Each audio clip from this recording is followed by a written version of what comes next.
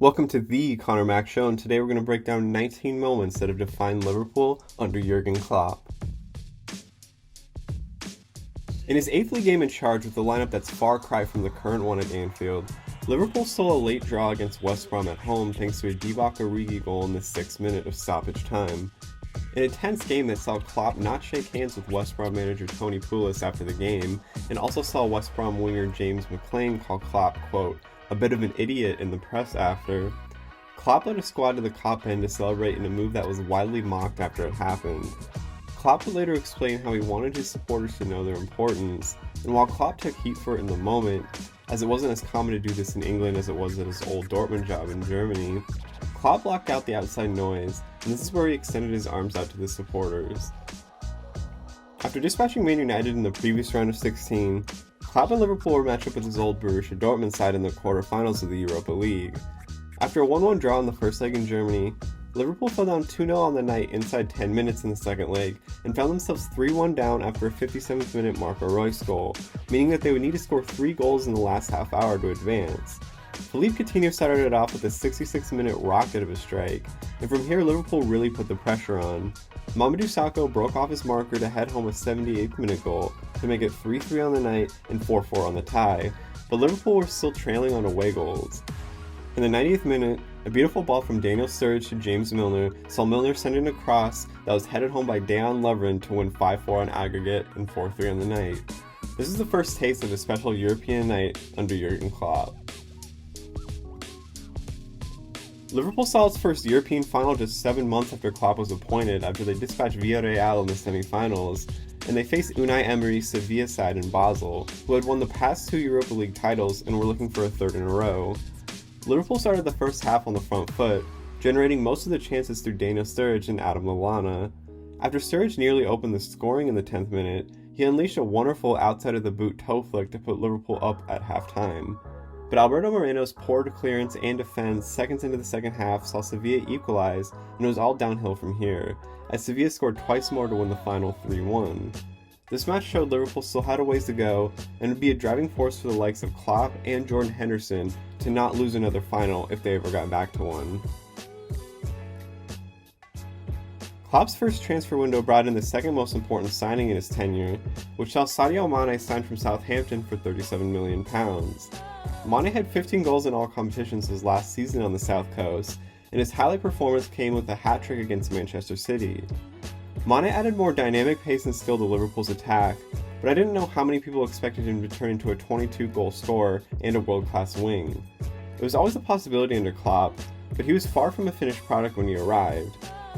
He's always a player who turns up in big games as well, and is now on his way to Liverpool legend status. Mane contributed 13 goals in his debut season for the Reds, which saw them score 78 league goals but drop too many points due to poor defending and finishing the year with 10 draws.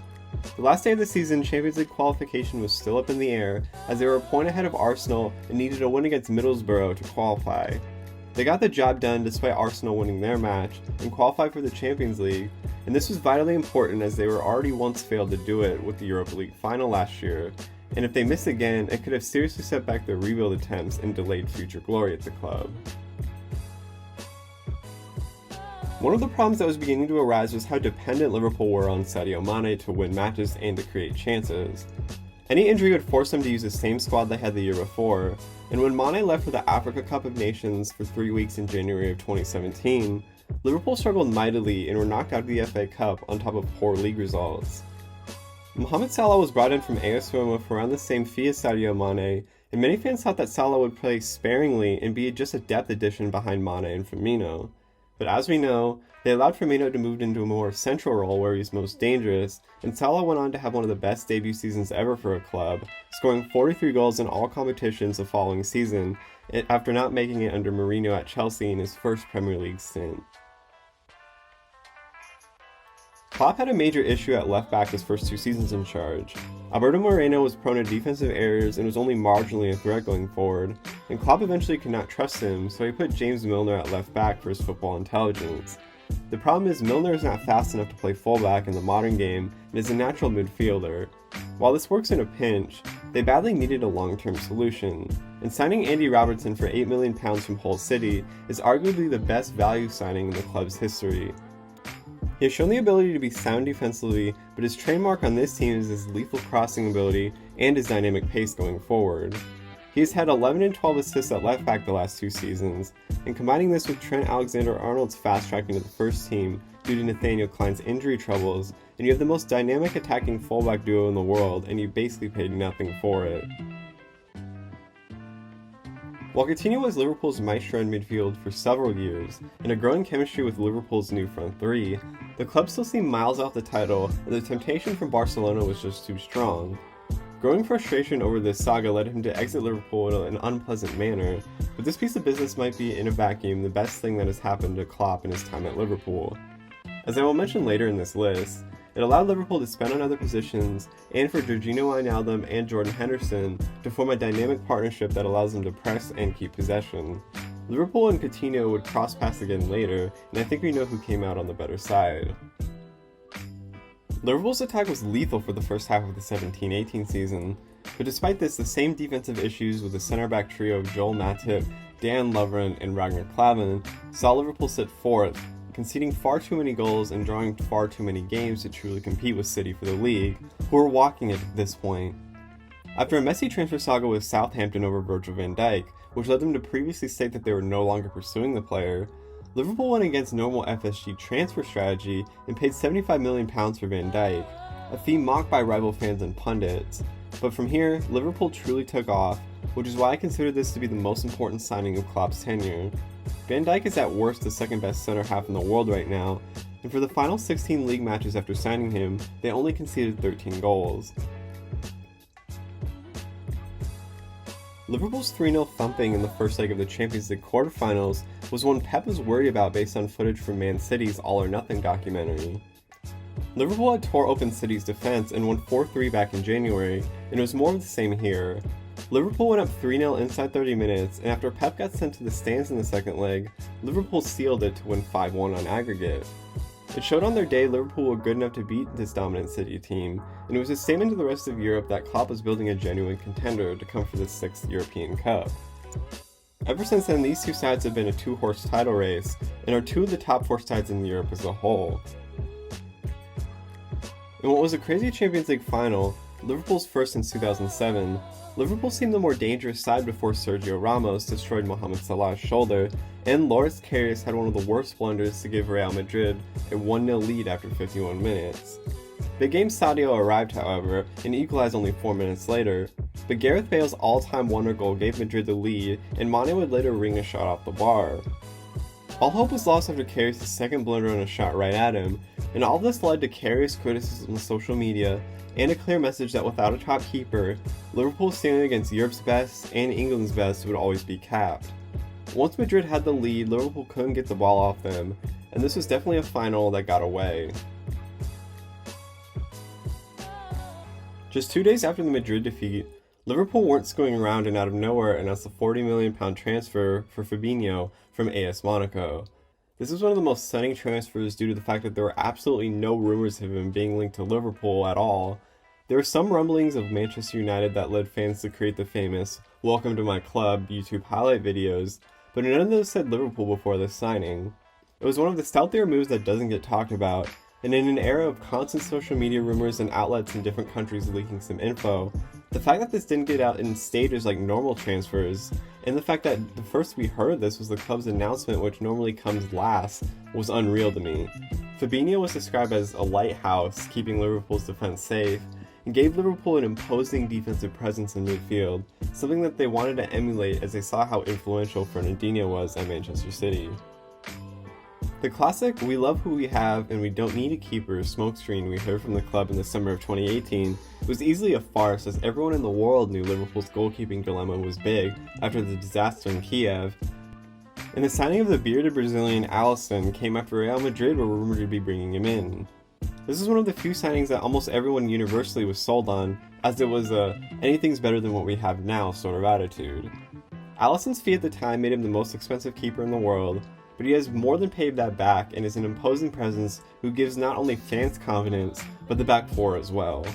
The next moment on the list left no doubt about his quality. After a lousy away group stage campaign which saw 3 defeats in the Champions League to PSG, Napoli, and Red Star Belgrade, Liverpool needed a win to qualify for the knockout rounds. Losing in the group stage would have been a massive setback considering they just made the final the year before. After an early goal from Salah to make it 1-0, Liverpool missed about 6 to 7 point-blank chances to close the game out, and late in stoppage time a ball fell for Napoli's Arkadiusz Milik at point-blank range, and he hit it right at Alisson, who was in perfect position to cut off any angles. Some discredit this save as the strike wasn't the best, but it looked worse because of his explosion off the line and his quick reaction and ability to make himself big. There was no triumph in Madrid without this save. This game is most remembered for Sadio Mane's potential game-tying goal being just 11mm from going in after the goal line Hawkeye view, and in turn was the only loss for Liverpool on the season at the Etihad after Leroy Sané's winner in the 78th minute. Unfortunately, Liverpool finished just a point behind Manchester City as a poor run of drought points in March saw a 7-point lead dwindle away. It showed the slim margin for error needed to achieve excellence, and it motivated Liverpool to absolutely walk the league the next season. After missed chances and a messy wonder free kick goal at the Camp Nou in the first leg, Liverpool were to be without Mohamed Salah and Roberto Firmino in the second leg due to injury issues, putting a miracle comeback from down 3-0 in the most improbable of scenarios. Barcelona missed a few chances themselves to pad in the league in the first leg, and it would come back to bite them. Divock Origi and Xherdan Shaqiri, the 2 replacements up front, were sensational, as Origi opened the scoring and Shaqiri assisted on Georginio Wijnaldum's thumping header to level the tie at 3-all. Barcelona had serious momentum before Wijnaldum scored twice in 3 minutes, and some big saves by Alisson led to one of the most famous European nights Anfield has ever seen.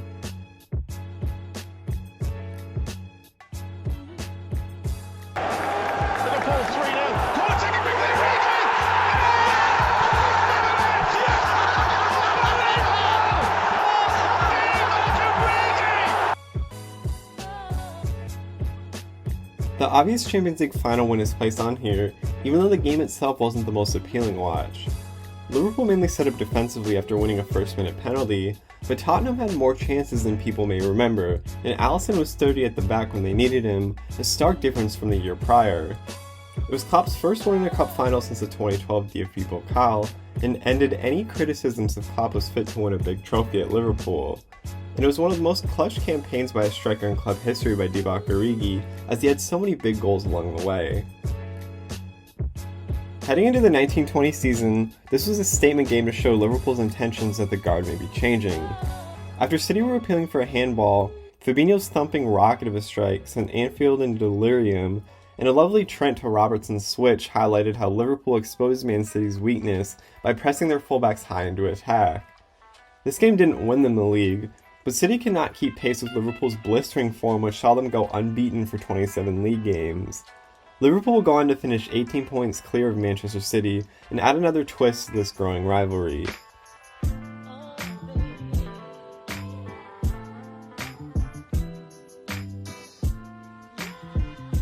This was Liverpool's last game before officially becoming champions, and I chose this over the 5-3 win at Chelsea because it was one of the most dominating performances you will ever see in the top flight. Crystal Palace were barely able to get into Liverpool's box, and it showed how defensively stout Liverpool can be if they were fully locked in. Before Liverpool switched off after they won the league, they had only conceded 21 goals up to this point. It seemed like a completion of Klopp's vision, and based on the celebrations after the Chelsea match, it seems like Klopp and the club aren't satisfied, and they're just getting started as there's more history to be made. If you enjoyed this video, please give it a thumbs up, subscribe, turn on notifications, more content is on the way soon.